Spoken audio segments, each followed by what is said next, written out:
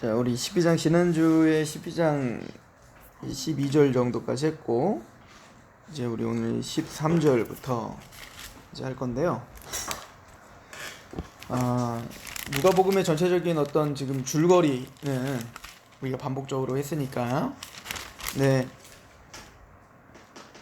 계속적으로 보여주는 거는 예수님이 이 땅에 오셔서, 그러니까 무엇하러 오셨는가, 이 부분을 모든 복음서는 사실 우리에게 가르쳐주고 있어요. 그래서 특별히 그런 구조는 마태복음이 굉장히 잘 돼 있어요. 그러니까 예수님이 이 땅에 하나님의 구약의 말씀의 성취로서 이 땅에 오셨고, 이 땅에 말씀의 성취로서 오셔서 하는 일은 하나님의 나라를 위해서 오셨다는 거죠. 그래서 마태복음 이제 5장에 산상순을 통해서 하나님의 나라, 그러니까 하나님의 나라라는 건 근데 또 먹는 거 마시는 게 있는 게 아니죠. 그러니까 팔복을 통해서 하나님의 나라는 우리 심령에, 우리 마음 안에 이미 이루어지고 있다, 이거를 이제 설명을 하는 겁니다. 그래서 그러면은 우리 마음 안에 하나님의 나라가 임해서 그래서 마태복음 5장에 보면 팔복이 나오고, 그게 복이죠. 하나님 나라가 임한 자들이 복인데, 심령에 팔복은 심령이 가난한 자가 시작을 해서, 그리고 이제 팔복이 임한, 하나님의 나라가 임한 자들은 이제 소금과 빛이다, 이렇게 이제 이런 구조가 돼요. 그래서 소금과 같이 우리는 맛을 내는 자들이며 영향을 끼치고, 또 빛을 비추는 자인데, 이 빛을 비춘다는 거는 착한 행실을 통해서 하나님께 영광을 돌리게 하라. 그러니까 우리는 하나님의 나라가 우리 심령 안에 임하여, 심령 안에 임한 하나님의 나라를 우리는 삶을 통해서 증명해내는 거죠. 그죠? 그러면 착한 행실이라는 건 뭐냐면 단순히 윤리적 도덕적 기준이 아니라 바로 산상수훈이죠. 그래서 하나님 나라의 윤리, 하나님의 나라의 통치를 받는 자들의 삶의 태도, 이런 것이 바로 이 착한 행실이죠. 그런 것 통해서 우리는 빛을 비춰야 되는데, 그러면 우리가 왜 하나님의 나라가 이렇게 임할 수 없는가? 왜 하나님의 나라에, 왜 바리새인과 서기관들을 비롯한 세상은 왜 하나님의 나라를 볼 수 없는가? 이에 대한 이제 대답이 있어요. 그러니까 우리가 그러면 하나님 나라가 어떻게 임해야 되는가라고 할 때, 이제 5장부터 7장까지가 산상순이었고, 8장부터는 마태복음을 좀 얘기하고 있는 거예요. 마태복음 구조와 예수님이 오시는 것을 좀 누가복음 설명하려고요. 8장부터는 이제 병든 자를 치유한다고 했잖아요. 그래서 문둥병을 고치고, 눈먼 자를 고치고, 귀신 들린 자를 고치고, 이게 쭉 이어지는 겁니다. 그죠? 그래서 11장까지 가면 우리가 사실은 이제 보지 못하고 듣지 못하는 자들이고, 우리가 걷지 못하는 자들이에요. 그러면 왜 우리는 걷지 못하고 듣지 못할까? 왜 우리는 영적인 문둥병처럼 이렇게 부정할 수밖에 없을까라고 할 때, 우리는 죄의 종이기 때문이고 사탄이 우리를 결박하고 있기 때문이다. 이게 우리의 지금 죄된 상태이다 라고 하는 거죠. 그래서 이제 마태복음에 강한 자를 결박해야 세간을 강탈하지, 이렇게 말하는 것처럼 예수님께서 오신 이유가 성령님을 통하여 사단의 권세를 제압하고, 그죠? 우리 안에 하나님 나라가 이미 임하게 하시기 위하여 오신 거예요. 그런데 하나님 나라가 임하는 자들의 특징은 뭐냐면, 바리새인과 서기관들을 대표로 하는 심령이 부자인 사람들한테 임하는 게 아니죠. 그럼 누구? 병든 자들, 귀신 들린 자들, 그런 가난한 여인, 이방인들, 이런 고아와 과부와 같이 가난한 자를 상징으로 하여, 즉 심령이 가난한 자에게 임하는 나라가 바로 하나님 나라야, 이걸 설명을 합니다. 그래서 심령이 가난하다라고 하는 거의 대표적인 단어가 뭐냐면 어린아이예요. 그래서 이제 마태복음 11장에 가면 바로 슬기롭고 지혜로운 자들에게 하나님의 나라를 가리시고, 어린아이들에게 하나님 나라를 알게 하심을 감사하나이다, 이게 바로 아버지의 뜻입니다 라고 하는 이 이야기가 있는 거예요. 그리고 이제 13장에 가서 보아도 보지 못하고 들어도 못하는 너희들에게 그 하나님의 주권적인 어떤 그 섭리 가운데 근데 너희는 봄으로 복이 있고 너희는 들음으로 복이 있다. 그러니까 우리가 심령이 가난해져서 하나님을 알고 싶어하고 구원을 받고 싶어하고 내 스스로는 아무것도 할 수 없다라고 하는 그런 심령의 파산 상태가 된 것 자체가 복인 거죠. 그러니까 다 하나님의 은혜가 그렇게 된 거다. 그래서 이제 마태복음 13장이 그 씨 뿌리는 자의 비유를 통해서 그 씨 뿌리는 자의 비유의 핵심은 뭐냐면 그 돌밭이 있고 길가가 있고 그리고 가시덤불이 있잖아요. 그리고 좋은 밭이 있어요. 네 가지 밭이 있는데 사실은 이제 이 좋은 밭이 스스로 좋아진 게 아니죠. 씨를 뿌리는 농부가 좋아지게 한 거잖아요. 그래서 사실은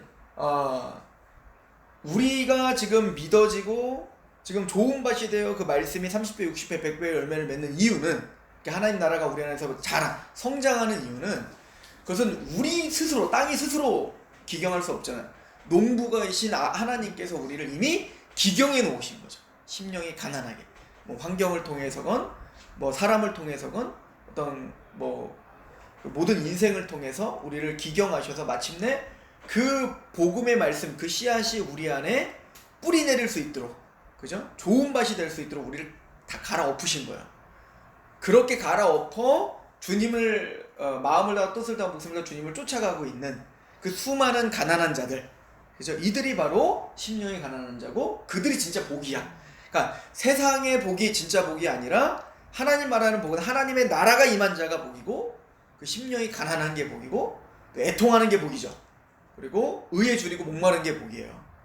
마음이 청결한 자가 복이고 온유한 자가 복인 거예요. 그러니까 그 세상의 관점의 복과 성경이 말하는 복은 이렇게 확연히 다르다라고 하는 겁니다. 자, 그래서 이제 12장 누가복음 12장에 보면 이게 지금 누가복음 전체도 다 사실 이런 이야기를 계속 하고 있었던 중이었어요. 그죠? 그래서 이제 12장 1절부터 보면 그동안에 무리 수만 명이 모여 서로 발표할 만큼 되었더니 예수께서 먼저 제자들에게 말씀하여 이르되 바리새인들의 누룩고 외식을 주의하라는 거죠.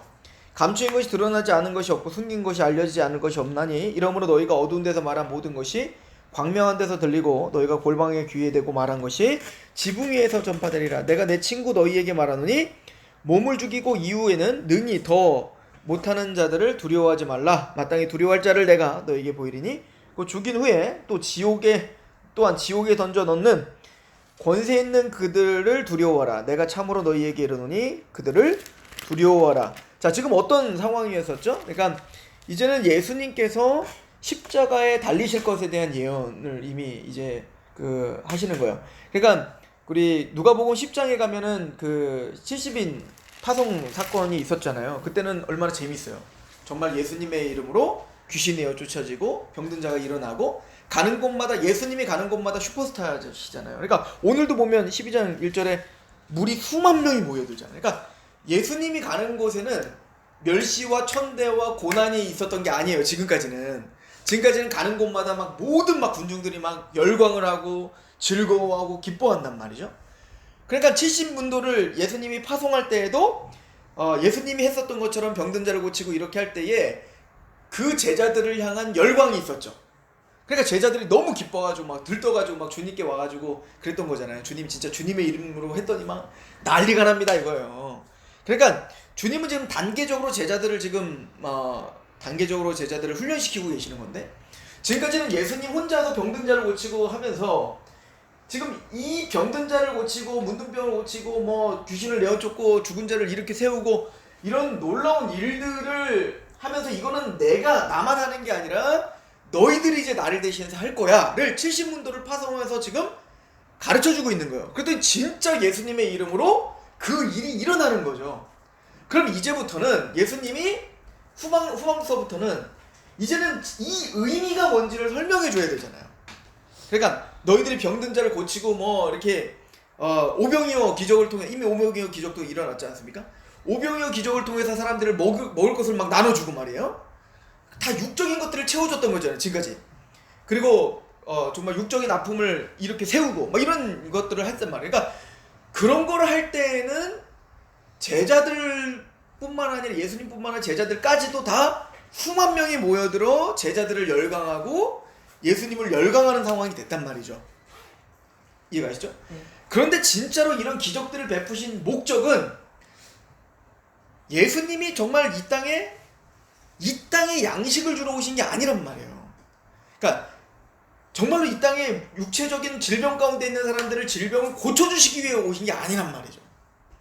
그거는 지금 예수님의 사역을 정말 못 알아들으니까 너희들이 얼마나 무지한 중에 있는가, 너희들이 얼마나 영적인 질병 가운데 있는가를 드러내 주시기 위해서 지금 그런 너희가 바로 묻는 병자야, 너희가 바로 보지 못하는 자야, 너희가 바로 사단의 권세 가운데 있는 자야, 이게 얼마나 지금 무섭게 너희를 얽어매고 있는지, 죄의 권세, 사단의 권세가 얼마나 강한지를 직접적으로 보여주고 나는 그것을 해결해 주러 온 거야 라고 하는 걸 알려주기 위한 기적과 표적이었단 말이에요. 그러니까 단순히 기적과 표적을 위한 기적과 표적은 아니었단 말이죠.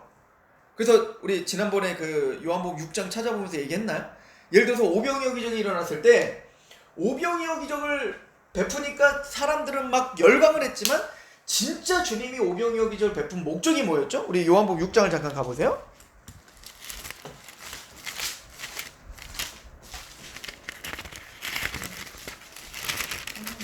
자, 오병이어 기적에 대한 이야기를 이제 오병이어 기적이 이제 일어났어요. 자, 26절. 근데 오병이어 기적을 베푼 다음에 사람들이 열광해서 막 예수님을 다 따라다녔어요. 막 예수님 막 숨는데도 막 찾아내고 막 그래요. 그 6장 22절에 보면 26절부터 볼게요. 예수께서 대답하여 이르시되 내가 진실로 진실로 너희에게 이르노니 너희가 나를 찾는 것은 표적을 본 까닭이 아니요 떡을 먹고 배부른 까닭이다. 그러니까 너희들이 지금 나를 쫓아오고 날 열광하는 이유는 표적을 본 까닭이 아니다. 표적이라는 단어는 뭐냐면 방향 지시든 것 같은 거예요. 그러니까 오병이어 기적이라고 하는 실제적인 기적이 일어났죠.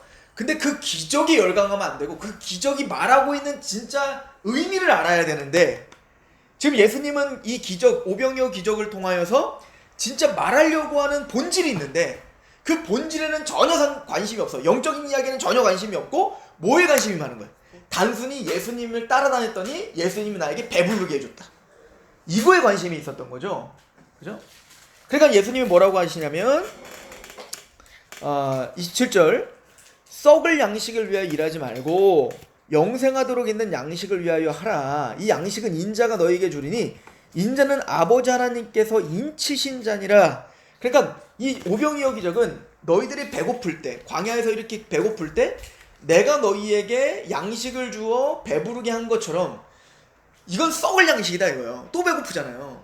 근데 내가 진짜 너에게 줄 양식이 있는데 그걸 설명하기 위한 거예요. 근데 그 양식은 뭐라는 겁니다. 바로 나다 이 얘기를 하는 거잖아요. 그때 6장 우리 35절을 보시면 자 32절부터 보면 예수께서 이르시되 내가 진실로 진실로 너에게 이르노니 모세가 너에게 하늘로부터 떡을 준 것이 아니라 내 아버지께서 너에게 하늘로부터 참떡을 주시니 하나님의 떡은 하늘에서 내려 세상에 생명을 주는 것이니라. 그들이 이르되 주여 이 떡을 항상 우리에게 주소서. 그러니까 광야에서 하나님 모세를 통해서 만나를 줬는데 근데 그 만나는 먹고 또 배고프잖아요. 근데 영원토록 배고프지 않는 떡을 주시겠다는 거야. 그러니까 그 떡 주세요 막 이러는 거 아니에요? 여전히 육적으로 생각하는 거죠. 35절 예수께서 이르시되 나는 생명의 떡이니 내게 오는 자는 결코 줄이지 아니할 터이요 나를 믿는 자는 영원히 목마르지 아니하리라. 그러나 내가 너에게 이르기를 너희는 나를 보고도 믿지 아니하는도다 하였느니라. 그러니까 이 오병이어 기적의 이 기적을 통하여 진짜 말하고자 하는 건 뭐예요? 내가 바로 생명의 떡이야. 그러니까 예수님은 이 땅에 단순히 육적인 양식을 풍족하게 주시러 오신 분이 아니라 예수님은 하늘로부터 오신 생명의 떡 자체시라 십자가의 죽으심으로 말미암아 우리에게 영생을 주는 떡이란 말이에요. 그거를 설명하기 위한 기적이었어요. 너무 못 알아듣으니까 그렇게라도 설명하는 거야. 그런데 이 사람들은 그 기적을 통하여 그 생명의 떡 대신 예수님을 설명했더니 먹고 배부른 거에만 관심이 있는 거예요. 그죠? 근데 나중에는 이런 얘기를 자꾸 하니까 이 무리들이 말이 너무 어렵다. 그래서 다 도망가죠. 아니 떡이나 주지 뭐 이렇게 말이 많아 이런 거예요. 그러니까 이제 여기 보시면 53절 보세요. 예수께서 이르시되 내가 진실로 진실로 너희에게 이르노니 인자의 살을 먹지 아니하고 인자의 피를 마시지 아니하면 너희 속에 생명이 없다. 내 살을 먹고 내 피를 마시는 자는 영생을 가졌고 마지막 날에 내가 그를 다시 살리리라. 내 살은 참된 양식이요 내 피는 참된 음료로다. 내 살을 먹고 내 피를 마시는 자는 내 안에 거하고 나도 그의 안에 거하나니 살아계신 아버지께서 나를 보내심에 내가 아버지로 말미암아 사는 것과 같이 나를 먹는 그 사람도 나로 말미암아 살리라. 이것은 하늘에서 내려오는 떡이니 조상들이 먹고도 죽은 그것과 같지 아니하여 이 떡을 먹는 자는 영원히 살리라. 그렇게 막 가르쳤어요. 그랬더니 60절 어떤 현상이 벌어져요? 제자 중 여럿이 듣고 말하되 이 말씀 어렵도다. 누가 들을 수 있느냐 한데 예수께서 스스로 제자들이 이 말씀에 대하여 수군거리는 줄 아시고 이르시되 이 말이 너희에게 걸림이 되느냐? 그러면 너희는 인자가 이전에 있던 곳으로 올라가는 것을 본다면 어떻게 하겠느냐? 살리는 것은 영이니 육은 무익하니라. 내가 너희에게 이른 말은 영적인 얘기요 생명이 된 얘기다. 그러나 너희 중에 믿지 아니하는 자들이 있느니라 하시니 이는 예수께서 믿지 아니하는 자들이 누구며 자기를 팔 자가 누구인지를 처음부터 아심이라. 또 이르시되 그러므로 전에 너희에게 말하기를 내 아버지께 오게 하여 주지 아니하시면 누구든지 내게 올 수 없다 하였노라 하시니라. 그때부터 그의 제자 중에 많은 사람이 떠나가고 다시는 그와 함께 다니지 아니하더라. 그러니까 육적인 자기의 필요를 채워줄 때는 막 열감을 예수님을 따라다니다가 예수님이 오신 목적을 가르쳐주니까 내가 진짜 온 목적이 뭔지를 알려주니까 떠나죠. 그죠? 다 떠나는 겁니다. 믿지 못하는 거예요. 그러면 이 사람들은 왜 못 믿는가? 왜 이걸 받아들일 수 없는가? 이 성경엔 좀 전에 우리 읽었지만 이렇게 써있죠.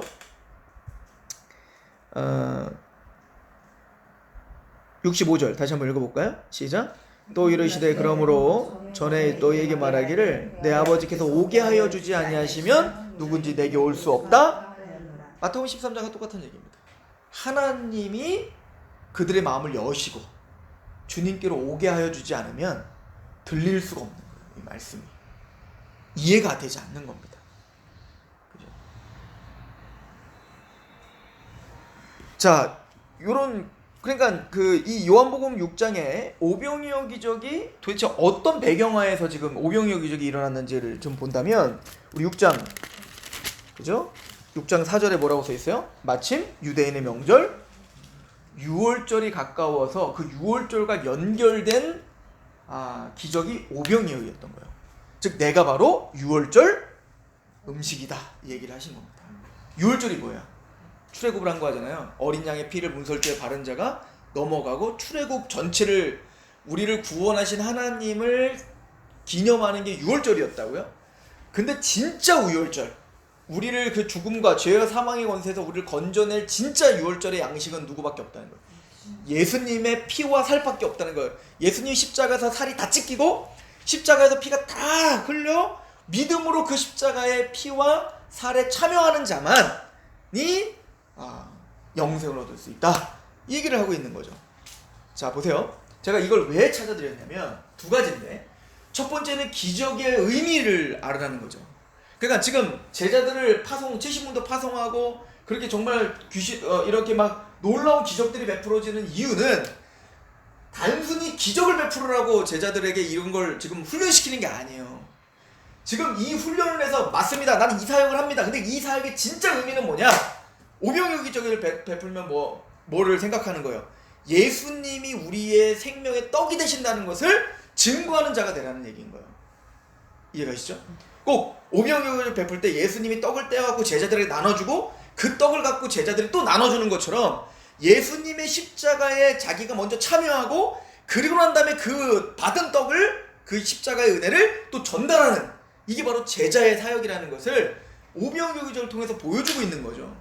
자, 또 하나는 예를 들어서 9장을 한번 가보세요. 요한복음 9장을 가보시면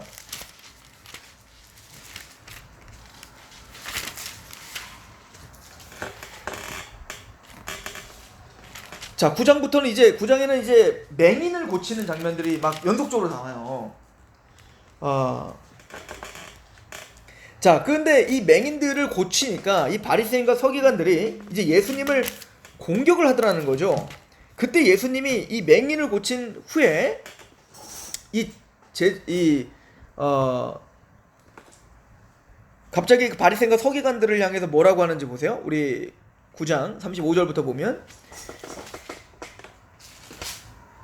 9장 1절부터 맹인을 고치는 장면이 쭉 있었던 겁니다. 35절에 예수께서 그들이 그 사람을 쫓아냈다 하는 말을 들으셨더니 그를 만나서 이르되 내가 인자를 믿느냐? 대답하여 이르되 주여 그가 누구시오니까 내가 믿고자 하나이다. 예수께서 이르시되 내가 그를 보았거니와 지금 너와 말하는 자가 그이니라. 이르되 주여 내가 믿나이다 하고 절하는지라. 예수께서 이르시되 내가 심판하러 이 세상에 왔으니 보지 못하는 자들은 보게 하고 보는 자들은 맹인이 되게 하려 함이니라 하시니 바리새인 중에 예수와 함께 있던 자들이 이 말씀을 듣고 이르되 우리도 맹인인가? 예수께서 이르시되 너희가 맹인이 되었더라면 죄가 없으려니와 본다고 하니 너희가 죄가 그대로 있다. 이 뭔 얘기냐고요. 그러니까 얘네들이 바리새인과 서기관들은 자기들은 보는 자라고 얘기했던. 무슨 얘기? 나는 율법을 알고 나는 하나님을 알고 나는 이렇게 열심을 다했고 이래서 이걸 가지고 가서 하나님께 인정받을 수 있다라고 자기는 보는 자라고 생각했다는 거예요. 그럼 지금 맹인은 뭘 말하는 거예요? 나는 보지 못하는 자인 걸 인식하고 예수님만이 나를 눈을 떠줄 수 있습니다 라고 간절한 심령의 그런 가난함으로 오고 있는 그가 볼 수 있는 자라 이거예요. 지금 영적 얘기를 하고 있는 거죠. 그러니까 제자들을 파송하면서 눈을 뜨게 하고 병든 자를 고치고 그런 모든 기적들을 체험하게 한 거는 바로 이런 영적 이런 의미들, 너희들이 내가 했던 일을 너희가 대신 할 건데, 근데 이제부터는 누가복음의 12장부터는 이제 그 후반서부터는 뭐냐면, 그럼 이런 기적들의 진짜 의미, 내가 이 땅에 와서 진짜 하고자 하는 게 뭔지를 설명을 하려고 하는 거예요.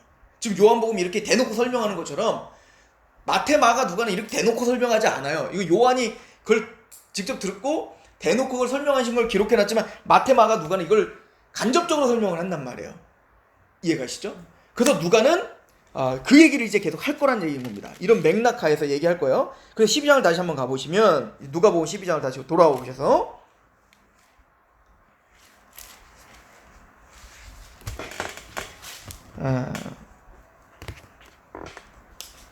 자, 예수님께서 이 땅에 그러면 진짜 하러 오신 이유, 하시는 일은 뭐예요? 그러니까 지금처럼 이런 진짜 기적을 베풀어서 막 열광하고 대접받으러 오신 게 아니라 죽으러 오신 거예요. 아까도 말했지만 그 진짜 오신 이유를 밝히니까 어떻게 돼요? 다 도망가고 다 싫어하잖아요. 그런 것처럼 이제 예수님이 십자가를 질 거고 내가 이 땅에 온 것은 내가 죽으러 왔고 이제 그런 진짜 그 표적의 의미를 설명하고 있으니까 사람들이 이제부터는 예수를 어떻게 해요? 죽이려고 하는 겁니다. 예수를 핍박하는 겁니다. 그래서 이 누가복음은 그 12장에 너희들도 이제는 어두운 데서 말하는 게 아니라 이제는 지붕 위에서 전파. 그러니까 우리가 소금과 빛이 될 거예요. 이제는 그때는 어떻게 될 거냐면 내가 십자가에 죽는 것처럼 너희들도 어떻게 될 거라는 거예요. 고난당할 것이다. 이걸 그래서 설명하고 있다고 했잖아요. 우리가 지난 시간에. 그죠? 그래서 4절부터 내가 내 친구 너희에게 말하노니 라고 말하는 거예요. 그래서 예수님의 친구라는 의미는 뭐냐면, 예수님의 친구라고 하는 의미는 요한복음 15장에 나와 있죠. 나는 친구를 위하여 목숨을 내어 던지는 친구가 가장 좋은 친구인데 나는 친구를 위하여 목숨을 내어 던지는 친구다. 그리고 가장 친한 사이끼리 사실은 친하다라고 하는 건 뭐를 통해서 증명돼요? 누가 더 깊은 비밀을 알고 있느냐를 또 통해서, 누구에게 내 비밀을 말해줄 수 있냐를 통해서 이 사람이 진짜 친구라는 거를 우리는 확인할 수 있잖아요. 그러니까 여기서 친구라는 얘기는 뭐냐면, 첫 번째는 예수님이 우리를 위해서 십자가에 생명을 내어 던질 만큼 사랑하는 친구라는 의미고, 두 번째는 하나님의 나라의 비밀을 우리에게 알려주신 친구라는 의미인 거예요. 이거 확인하고 갑시다. 우리 요한복음 15장 가보세요.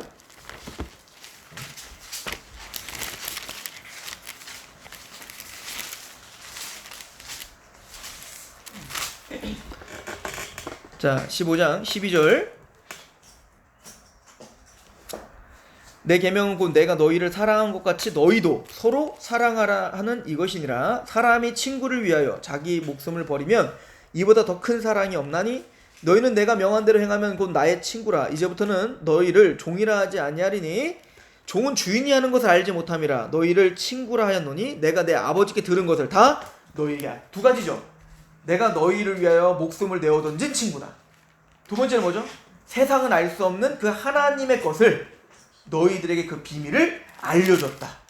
그러니까 이 제자들은 어떤 사람인 거예요? 예수님의 십자가에 감격 있는 사람들이며 그 하나님의 나라의 복음의 비밀을 알고 있는 사람들이죠.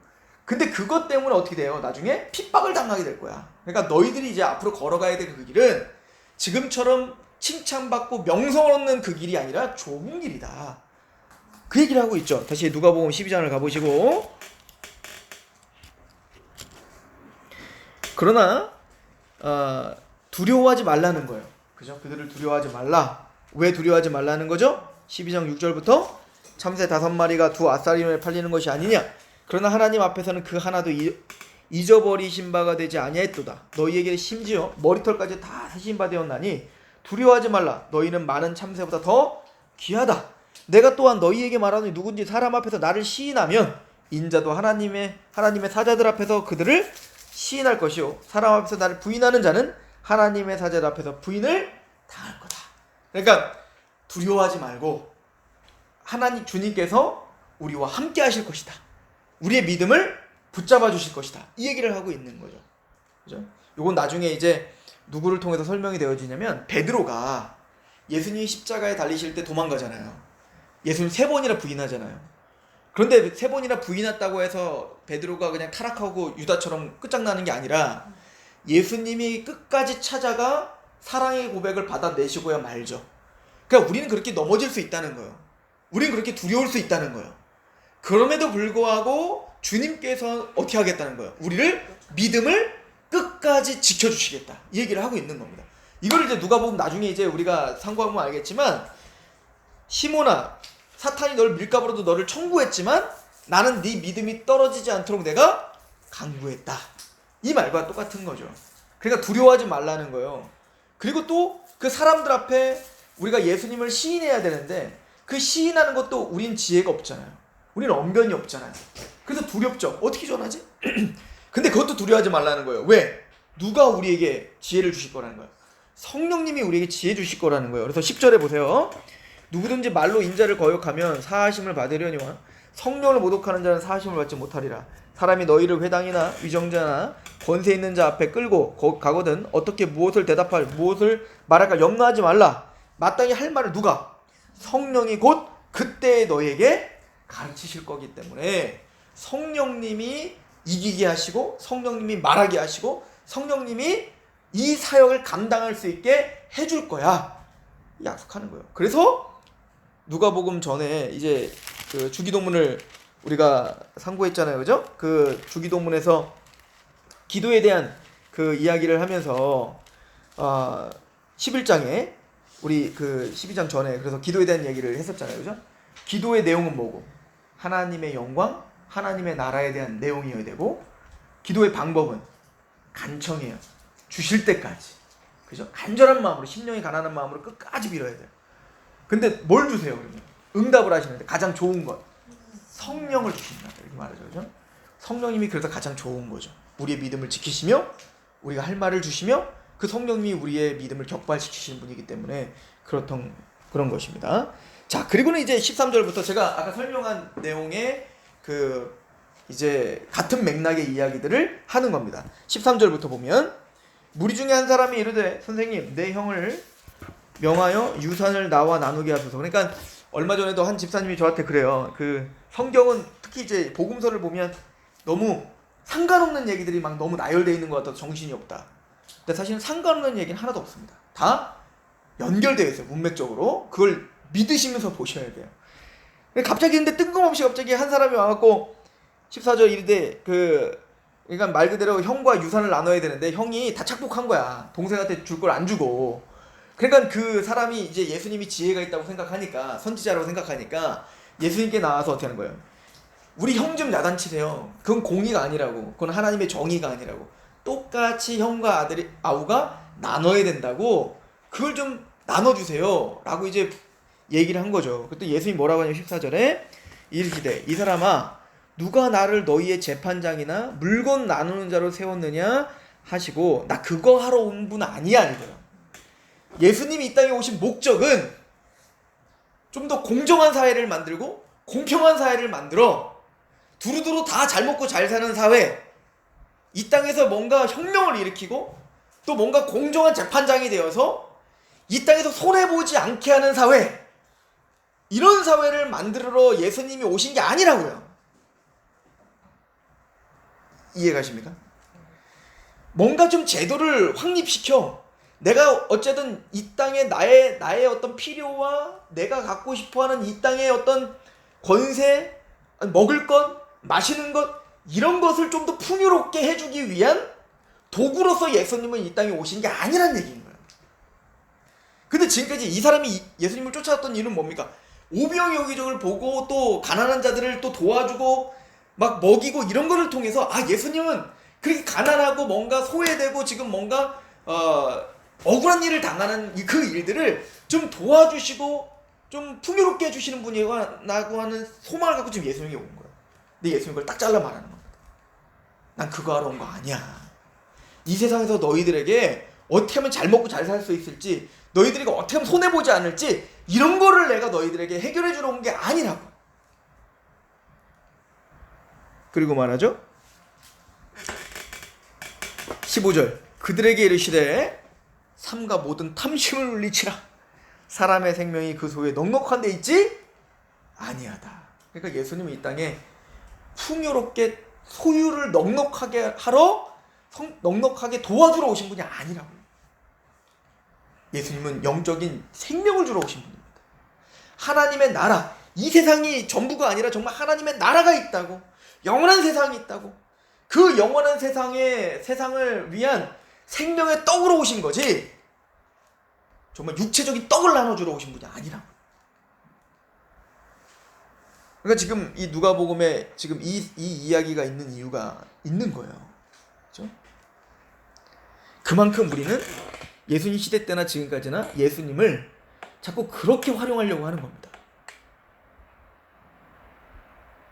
그리고는 예수님이 이제 그 어리석은 부자 이야기를 하시는 겁니다. 16절에 또 비유로 그들에게 말씀하여 이르시되 한 부자가 그 밭에 소출이 풍성하매 심중에 생각하여 이르되 내가 곡식 쌓아둘 곳이 없으니 어찌할까 하고 또 이르되 내가 이렇게 하리라 내 곡간을 헐고 더 크게 짓고 내 모든 곡식과 물건을 거기 쌓아두리라. 또 내가 내 영혼에게 이르되 영혼아 여러 해 쓸 물건을 많이 쌓아두었으니 평안히 쉬고 먹고 마시고 즐거워하자 하리라 하되 하나님은 이르시되 어리석은 자여 오늘 밤에 내 영혼을 도로 찾으리니 그러면 내 준비한 것이 누구의 것이 되겠느냐 하셨으니 자기를 위하여 재물을 쌓아두고 하나님께 대하여 부요하지 못한 자가 이와 같으니라. 그러니까 이것만큼 어리석은 자가 없다는 거예요. 또 근데 이것만큼 속기 쉬운 게 없어요. 무슨 얘기냐면 이렇게 지금 이 사람이 예수님을 부인한 게 아니라 예수님을 이용하고 예수님을 지금 도움을 청하러 왔잖아요. 근데 이 사람이 지금 추구하는 건 뭐냐면 예수님을 통하여 내 소유를 확보하려고 하는 거예요. 그냥 우리도 또한 그런 욕심들이 있죠. 예수님을 활용하여 어쩌든 내가 이 땅에서 잘 먹고 잘 사는 것이 복이라고 생각을 하는 겁니다. 복이긴 하죠. 하나님이 그런 것들도 주셔야 은혜인 거니까. 자, 그러나 문제는 뭐냐면요. 우리 인간이 얼마나 속기가 쉬우냐면, 자 보세요. 첫 번째, 주님에게 요구했어요. 주님의 은혜로 채워진 것 같아요. 그러면 내가 창고가 없으면 꽉 차갖고 다른 창고를 지어서 거기도 곡식 가득 차고, 그러니까 막 벌어도 또 벌고 막 부유해져요.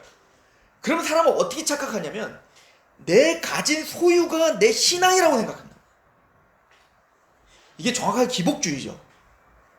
그러니까 기복주의에 매몰돼 버리면 어떻게 돼 버리냐면요. 하나님이 사랑하는 자는 복 주고 하나님이 사랑하지 않는 자에게 뭔가 징계를 준다. 이런 개념을 다 갖고 있어요. 근데 그건 항상 물질적인 거와 연결이 돼 있어요. 그래서 믿음이 좋으면 믿기만 하면 주신다라는 개념을 갖고 있다고 해봅시다. 전형적으로 예수님을 이용하여 이 땅에 어떤 욕심을 채우려고 하는 거죠. 근데 그것이 너무 옳다 하니까 지금 한국교회 같은 경우도 기복주의에 완전히 만연해 있단 말이에요. 그럼 그 시스템 가운데 있으면 어떻게 될까요? 부자들은 신앙이 좋은 게 되는 거예요. 기본적으로. 왜? 하나님이 얼마나 신앙이 좋으면 그렇게 쏟아 부어주셨냐고요. 얼마나 11조를 잘했으면은 그렇게 하나님이 막 퍼부어주셨겠냐고. 그럼 가난한 자는 어떻게 될까요? 뭔가 신앙에 문제가 있게 돼버리는 겁니다. 그 사람들은 말은 그렇게 하지 않아도 뭔가 가난한 사람들은 뭔가 하나님께 바르지 못한 뭔가 있는 거야. 그런 시스템이 돼버리는 거예요. 그러니까 저는 이렇게 생각해요. 한국 교회 안에 큰 교회들이 막 범죄를 저지르고 막 비리를 저지르고 세상 법정이 객관적으로 봐도 이거는 완전 범죄거든요. 그런데 그런 큰 교회 목사는 여전히 당당하죠. 왜 당당할까요? 영적인 시스템이 그렇게 돼 있는 거예요. 내가 지금 이렇게 큰 교회를 이루고 내가 이렇게 나를 따르는 사람이 이렇게 많다는 얘기는 하나님이 복 주신 건데, 그럼 그 얘기는 하나님 날 사랑했다는 얘기인데, 설사 이게 잘못됐다 하더라도 내가 해놓은 게 이만큼 있다는 것이 이 죄를 못 보게 하는 겁니다. 그러니까 이게 가장 큰 속임이에요. 그러니까 예수님이 말하는 거예요. 부유한 사람들은, 내가 잘되고 평안한 사람들은 그 잘되고 평안하는 것이 내 영적 상태라고 착각하는 거예요. 이걸 지금 예수님 지적하는 거예요. 22절에 또 제자들에게 이르시되 그러므로 내가 너희에게 이르노니 너희 목숨을 위하여 무엇을 먹을까, 몸을 위하여 무엇을 입을까 염려하지 말라. 목숨이 음식보다 중하고 몸이 의복보다 중하니라. 본질이 뭔지를 알아라. 까마귀를 생각해라. 심지도 아니하고 거두지 아니하고 골방도 없고 창고도 없으되 하나님이 기르시나니 너희는 새보다 얼마나 더 귀하냐. 또 너희 중에 누가 염려함으로 키를 한 자라도 더할 수 있느냐. 그러니까 지금 이 전체적인 맥은 한마디예요. 그러니까 구원받은 하나님의 백성들아, 걱정하지 말아라, 이 얘기예요. 너무 이 세상적인 것에 너무 매몰되지 말아라, 이 얘기를 하고 있는 거예요. 26절 그런즉 가장 작은 일도 하지 못하면서 어찌 다른 일들을 염려하느냐. 백합화를 생각해보라.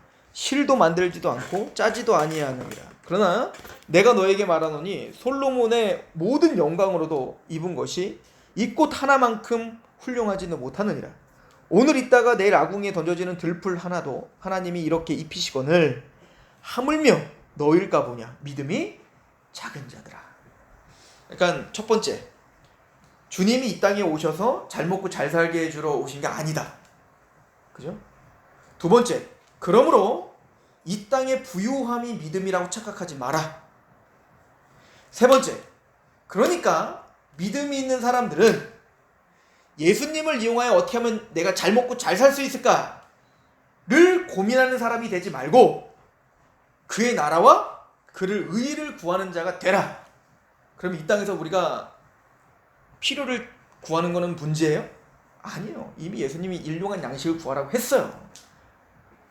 그러니까 우리의 필요를 구하는 것을 죄라고 말하는 게 아니에요. 지금 문제는 뭐냐면 하나님을 진짜 아버지로 믿고 있는가라고 하는 거죠. 자, 한번 쉽게 생각해 보면 우리 어린아이들이 우리들에게 간구하는 것들이 있죠. 이게 애기였을 때, 우리 자녀들이 애기였을 때 막 사달라고 떼쓰는 것들이 있잖아요. 그죠? 사달라고 떼쓰는 것의 대부분은 그의 인생 가운데 진짜 필요한 것들이 많아요? 아니면 쓸데없는 것들이 많아요? 어리면 어릴수록 쓸데없는 것들이 많죠. 사실은 보통 이제 이 아이들의 인생 가운데 진짜 필요한 것들은 그 아이들이 구하기 전에 이미 다 채워지고 있었어요. 옷도 다 사줬고요, 학교 다 보내줬고요, 밥 다 먹고요. 그죠? 그거는 이 아이는 아예 그게 필요한지도 몰라. 구하지도 않아 아예. 근데 구하기도 전에 누가 다 채워주고 있어요. 부모님들이 다 채워주고 있다고. 그런데 그 아이가 진짜 간구하는 대부분은 뭐예요? 다 쓸데없는 것들이 많아요. 있어도 되고 없어도 되는 것들이 많다고요. 마찬가지로 우리가 볼 때는 그게 정말 생명과 같은데 하나님이 보시기에는, 근데 우리는 착각하면 안 돼요. 그 아이는 그게 진짜 필요한 거, 그거 없으면 진짜 죽는 거는 줄 알아요. 내 친구가 갖고 있는데, 내 친구가 지금 이 카드를 갖고 있는데 나는 안 갖고 있다. 포켓몬 카드를 내가 안 갖고 있으면 인생 끝난 것처럼 생각한다고. 얘는 진짜 그래요. 인생에 정말 그것만큼 중요한 게 없어요. 그리고 나중에는 그걸 안 주면 어떻게 하면 얘가 이 사람이 우리 아빠 아니다라고 하는 식으로 막 울어요. 그러니까 이게 어른과 아이의 차이예요. 마찬가지로 천부께서 우리를 바라볼 땐 그렇게 보실 수 있다는 얘기인 거예요. 자, 그래서 말을 하는 겁니다. 29절. 너희는 무엇을 먹을까 무엇을 마실까 하여 구하지 말며 근심하지도 말라. 이 모든 것은 세상 백성들이 구하는 것이라. 너희 아버지께서는 이런 것이 너희 있어야 할 것을 이미 알아. 그러니까 하나님께서는 우리가 있어야 될 거를요, 우리가 간구하지 않아도 이미 다 알고 있어요. 그리고 중요한 건 하나님은 우리를 채워주고 계셨습니다. 뒤를 돌아보면 우리는 다 살고 있고요. 또 하나님은 살게 하실 겁니다.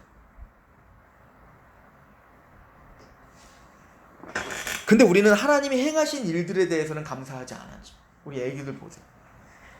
우리 요즘에 하율이가 보면은 그런데 그렇게 잘해주고, 그러니까 저 어디 갔다 오면 선물을 사오잖아요. 그죠? 그러면 이제 같이 주면 좋은데 가끔 이제 따로따로 있을 때 보면 저도 너무 기쁘니까 이제 예를 들어서 우리 하준이한테 막 선물 한꺼번에 3개를 주는 거예요. 내가 이것도 사고 저것도 사고 이거 다 딱 줘요. 그럼 막 너무 좋아해. 자기에게 분명히 준 게 있거든요. 근데 얘가 학교 갔다 왔는데 하율이는 못 만나고 못 주고 있다가 저녁에 하나 줬어. 하나. 하율이한테 하나 준 거야. 하나. 하율아 이거 줘서. 그러면 하준이가 받은 게 아니야 그게. 그럼 지한테는 3개를 줬는데 그거는 싹 다 까먹고 뭐요? 그거 나한테 안 줬다고 막 삐지는 거예요. 아빠는 하율이만 좋아한다 이거죠. 이거 너무 답답할 노릇이죠. 이게 애들이에요, 애들. 근데 하나님 앞에 우리가 그럴 수 있다는 거예요. 하나님이 우리에게 분명히 주신 것들이 있고 그렇게 행하시는 것들이 있는데 우리는 그것들을 싹 다 까먹고 어떻게 돼요? 남들이 없는 것들이 나에게 없는 것 때문에 우리는 또 막 불평하는 거죠. 근데 이걸 이해 못하는 게 아니에요. 지금 이거 쓰여져 있다는 건 우리가 그런 존재라는 거예요.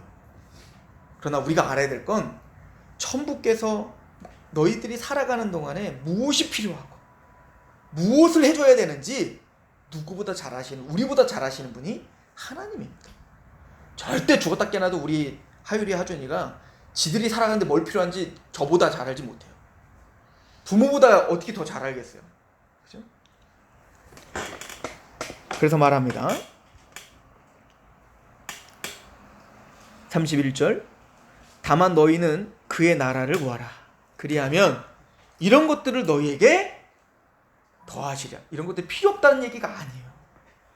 너희들이 신경 써야 될 것은 그의 나라와 의를 구하는 거야. 예를 들어서 자꾸 이제 우리 하준이 하율이 하준이 하율이가 맨날 나한테 아빠 나 포켓몬 카드를 사야 돼. 딱지를 사야 돼. 맨날 거기에 공이 돼가지고 맨날 저한테 얘기한다고 해보세요. 그리고 저희 아들이 맨날 그 약간 염려증이 좀 있어갖고 이제 저희는 이제 그 시내에서 너무 머니까 합기도를 가려면은 항상 저희가 데려다 줘야 되는 거예요. 시내까지 합기도가 그 시골에는 없으니까. 그러면은 얘가 맨날 저한테 확인해요. 아빠 데리러 올 거야? 내일인데. 응. 아니 데리러 올 거야. 근데 또 전화가 학교에서 또 전화가 와. 아빠 와야 돼?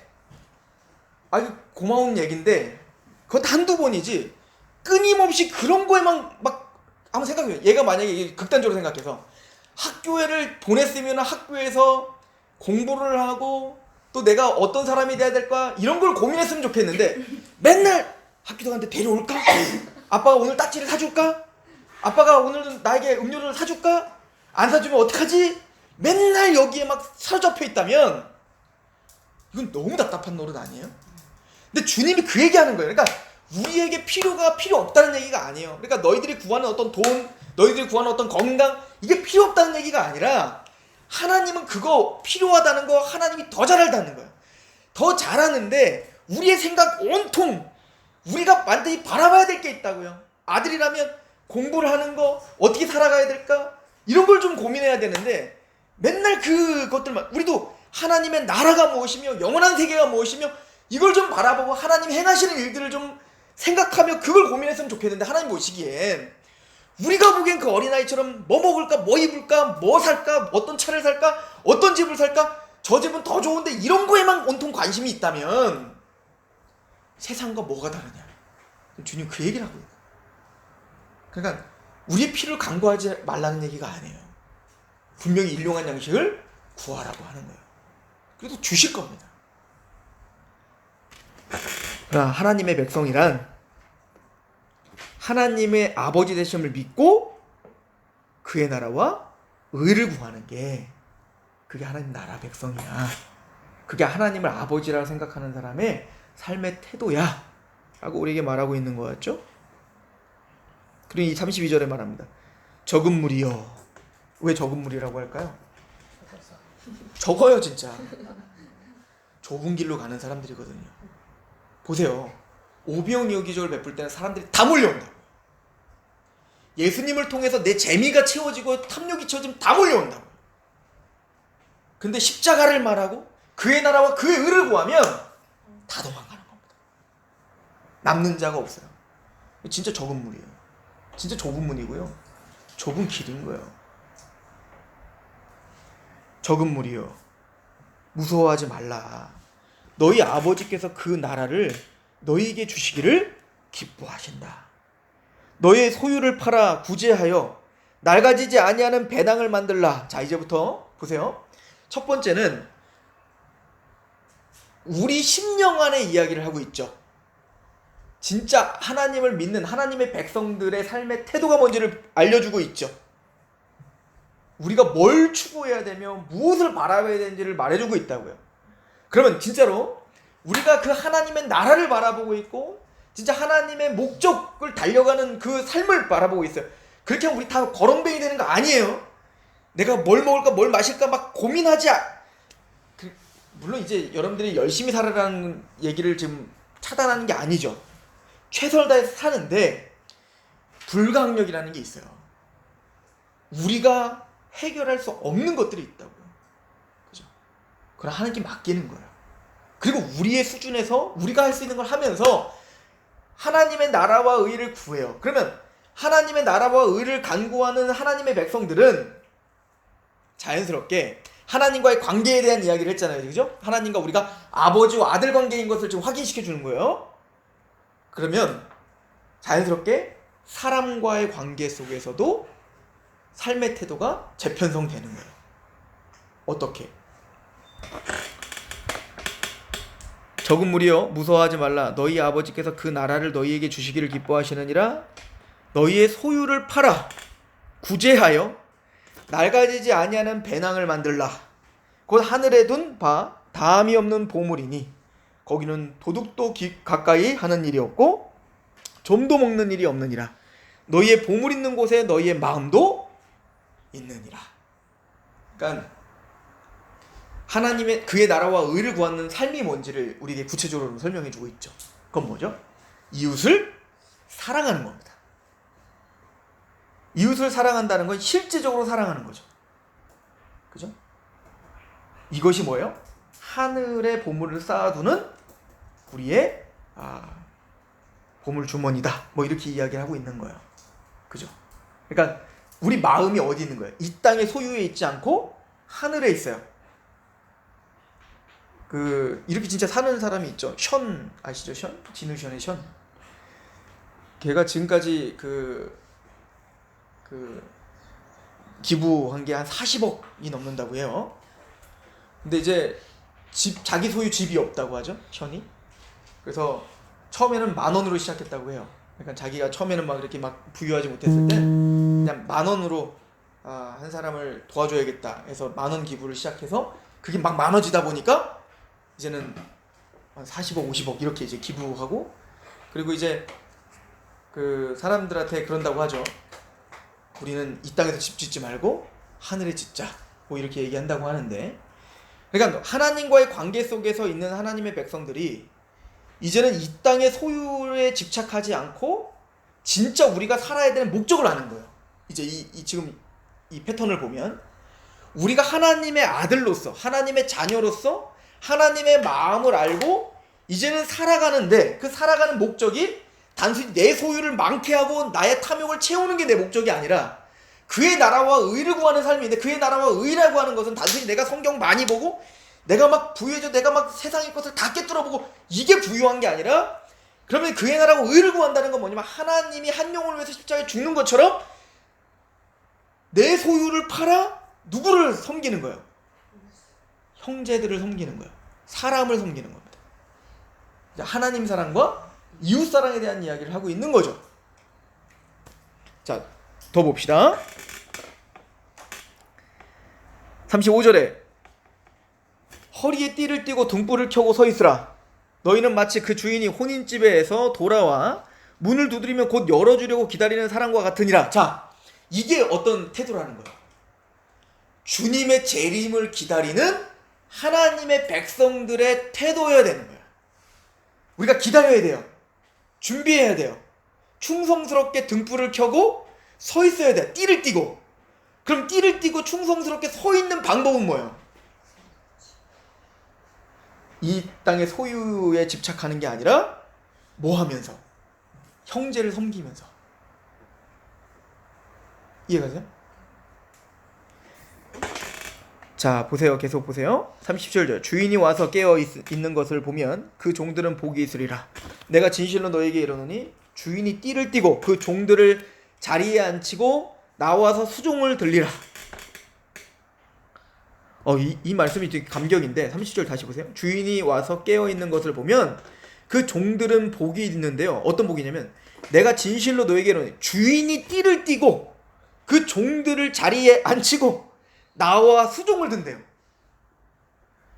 요번에 어제 이제 수요예배 때 다윗 얘기를 우리가 좀 했거든요. 지금 계속 다윗 얘기하고 있죠. 근데 그 다윗이 압살롬에 의해서 이제 망명을 떠나요. 이제 죽을 수밖에 없으니까 도망을 가는데, 그러니까 그 절체절명의 위기 속에서 사실은 대부분의 사람들은 다 어떻게 했어요? 다윗을 배신하고 압살롬 편이 됐다고. 왜? 그게 더 잘 먹고 잘 사는 방법이니까. 왜냐면 지금 대세가 이미 압살롬 넘어갔으니까 다윗 편 들었다가 이제 죽으니까 압살롬 편 들어서 다윗을 배신했다고요. 그런데 끝까지 다윗을 배신하지 않고 함께 고난을 당하는 사람들이 있었어요. 그 중에 한 사람이 바르실레. 근데 그 사람이 이제 마하나임에 다윗이 있을 때 자신의 소유로 누구를 섬겼냐면 다윗을 먹였어요. 그때 이제 그 다윗이 이렇게 이제 이야기를 하더라고요. 요거는 제가 한번 읽어드릴게요. 사무엘하에 보면 다윗이 하는 얘기가 굉장히 좀 감동적이에요. 그러니까 다윗이 이제 내가 너무 고맙다. 그러니까 가자. 이제 회복되고 다윗 왕조가 다시 회복됐을 때 그에게 가서 너는 나와 함께 예루살렘으로 가자. 내가 너에게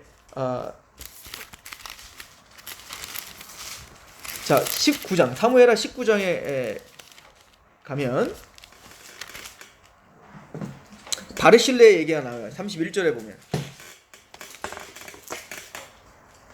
19장 31절에 길르앗 사람 바르실레가 왕이 요단을 건너가게 하려고 로글림에서 내려와 함께 요단에 이르니 바르실레는 매우 늙어 나이가 80세라 그는 큰 부자이므로 왕이 마하나임에 머물 때 그가 왕을 공개하였다. 그러니까 다윗을 고난 중에 자신의 소유를 팔아 다윗을 공개한 거예요. 그죠? 다윗을 사랑한 거죠, 정말. 자, 그랬더니 34절에 바르실레가 왕께 아뢰되 내 생명의 날이 얼마나 있겠사옵니까? 어찌 왕과 함께 예루살렘으로 가겠습니까? 라고 이야기를 하죠. 내 나이가 이제 80세라 어떻게 좋고 흉한 것을 분간하겠습니까? 라고 이야기를 합니다. 자, 이제 근데 다윗이 하는 얘기가 이렇게 말해요. 우리 33절 한번 읽어볼까요? 시작. 왕이 바르실레에게 이르되 너는 나와 함께 건너가자. 예루살렘에서 내가 너를 공개하리라. 내가 고난 중에 죽을 수밖에 없을 때 네가 너의 소유를 팔아 나를 공개한 것처럼 다시 그 왕권이 다시 회복됐을 때 너는 예루살렘으로 가자. 내가 너를 공개할게. 이게 너무 감동적인 얘기인 거죠. 지금 주님이 그 얘기하고 계시는 거예요. 이 땅에서 우리의 소유를 팔아 주님을 공개하듯 형제들을 공개한 거잖아요. 작은 자들을 섬기는 거 아닙니까? 내가 그렇게 공개했듯 그의 나라가 완성됐을 때 내가 너희를 공개하마. 너무 감동적이지 않습니까? 오늘 이걸 보시면 본문을 다시 와보세요.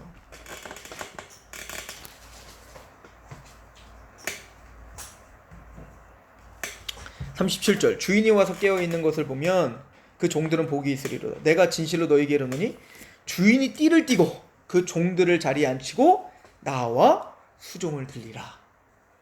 주인이 혹 2경이나 혹 3경에 이르러서도 종들이 그같이 하고 있는 것을 보면 그 종들은 복이 있으리로다. 너희도 아는 바니 집 주인이 만일 도둑이 어느 때에 이를 줄을 알았더라면 그 집을 뚫지 못하게 하였으리라. 그러므로 너희도 준비하고 있으라. 생각하지 않은 때에 인자가 오리라. 그러니까 예수님이 올 때 그 재림을 생각하면 그의 나라가 반드시 이루어질 걸 믿고, 그죠? 우리는 깨어서 주님을 위해 살아야 되는 거야. 근데 그 주님을 위해 산다는 건 뭐죠? 자, 또 한 번 반복합니다. 41절 베드로가 여쭤오되 주께서 이 비유를 우리에게 하심이니까 모든 사람에게 하시니까, 지금 주님 이게 비유가 지금 모든 사람들에게 하는 얘기예요? 우리 제자들에게 하는 얘기예요? 이렇게 이제 베드로가 물어보는 거야. 그랬더니 주께서 이르시되 지혜 있고 진실한 청지기가 되어 주인에게 그 집 종들을 맡아 때를 따라 양식을 나눠줄 자가 누구냐? 그러니까 그 사람들이에요, 우리예요? 라고 물어보니까 예수님은 이렇게 얘기하는 거예요. 때를 따라 충성스럽게 때를 따라 양식을 나눌 자 누구냐? 걔네들한테 하는 얘기야. 이해가세요? 그러니까 우리가 재림을 기다린다는 건 뭐냐면, 성경을 보고 하나님 말씀 앞에 있고 하나님을 사랑하고 예배하고 기도하고, 이게 근데 수도원에 들어가서 나의 어떤 막 경건을 어떤 수준으로 끌어올리고 기다리라는 얘기가 아니라, 그거는 둘째 문제고, 하나님을 사랑하는 말은 우리가 있는 그 처지에서 나에게 맡겨준 사람들을 향하여 때를 따라 양식을 나눠줄 자가 누구냐는 거예요. 자, 좀 더 이 얘기가 뭐냐? 43절 주인이 이를 때에 그 종이 그렇게 하는 것을 보면 그 종은 복이 있으리로다.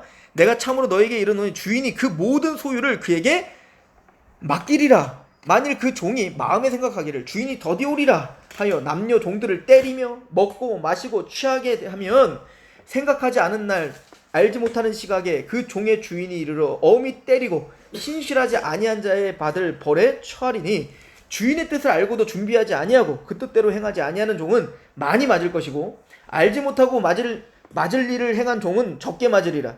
무릇 많이 받은 자에게는 많이 요구할 것이요 많이 맞지 않은 자에게는 많이 달라 할 것이니라. 자, 무슨 얘기죠? 그러니까 지금 양식을 나눠준다는 얘기가 뭐냐면, 하나님은 그 종에게, 그러니까 이 사람은 뭐냐면 지금 사람을 관리하는 관리직이었던 것 같아요. 그래서 그 종들이 여럿이 있을 거 아니에요. 그러니까 주인이 그 사람에게 맡겨준 종들이 있을 거예요. 그럼 그 종들을 어떻게 해야 돼요?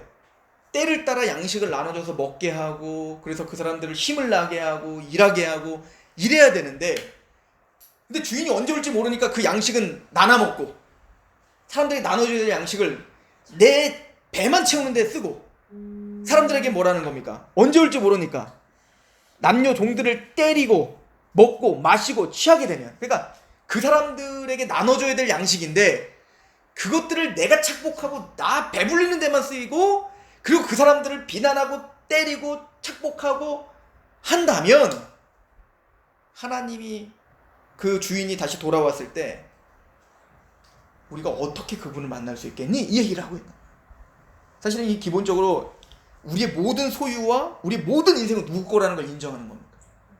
하나님 거라는 걸 인정하는 사람의 태도가 이렇다는 거예요. 자, 이러니 적은 무리일 수밖에 없죠. 그 49절에 보니까 내가 불을 땅에 던지러 왔노니 이 불이 이미 붙었으면 내가 무엇을 원하리요? 내가 받을 세례가 있으니 이것이 이루어지기까지 나의 답답함이 어떠하겠느냐? 내가 세상에 화평을 주려고 온 줄로 아느냐? 내가 너에게 이르노니 아니라 도리어 분쟁하게 하려 함이로라. 이게 뭔 말입니까? 자, 보세요. 예수님이 그들의 필요를 채워줄 때에는 화평이 있는 것처럼 보여요. 그죠? 사람들이 와서 막 다 좋아하잖아요. 근데 하나님의 진리대로 진짜로 예수님이 오신 목적을 드러내니 사람들이 다 떠나죠. 죽이려고 하죠. 이게 제자들의 삶이에요. 우리가 세상과 타협하고 세상이 원하는 대로 다 해주면 세상은 우리를 좋다고 해요. 그런데 진짜 크리스찬의 그 목적, 그 사명, 그 십자가의 길을 걷게 되면 분쟁이 일어나게 됩니다. 그리고 예수님 말하죠. 50절. 나는 받을 세례가 있다. 근데 예수님 받을 세례는 십자가죠. 죄가 없으신 예수께서 우리와 동일시대에서 받으시는 세례잖아요. 이게 내가 받을 잔이에요. 우리가 받을 진노의 잔을 예수님이 다 쏟아 부음 받는 고난의 잔이에요. 그렇죠? 그 십자가, 너희들이 생각하는 것을 위해서 내가 이 땅에 온 게 아니라, 세상이 요구하는 것을 이루러 내가 이 땅에 온 게 아니라, 내가 받을 세례는 십자가다. 죽으러 왔다. 근데 이 십자가를 전하면 분쟁이 일어나는 거예요. 가정에서 핍박이 일어나고, 친했던 사람과 깨지기 시작하고.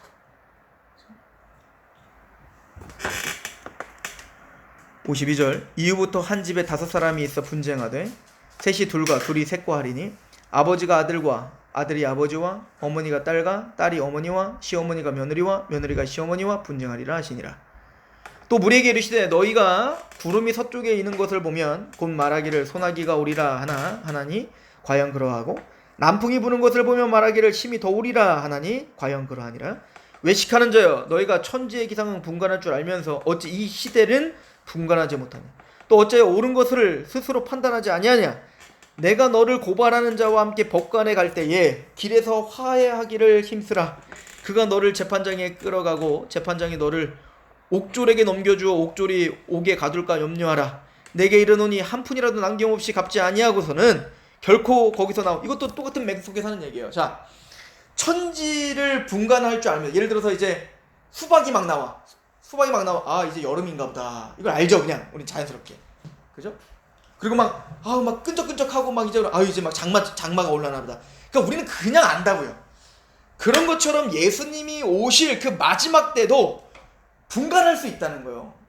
근데 그 마지막 때라는 거, 오늘 당장 오셔도 전혀 이상할 게 없게끔 주님은 그렇게 시대를 만들으셨다고요.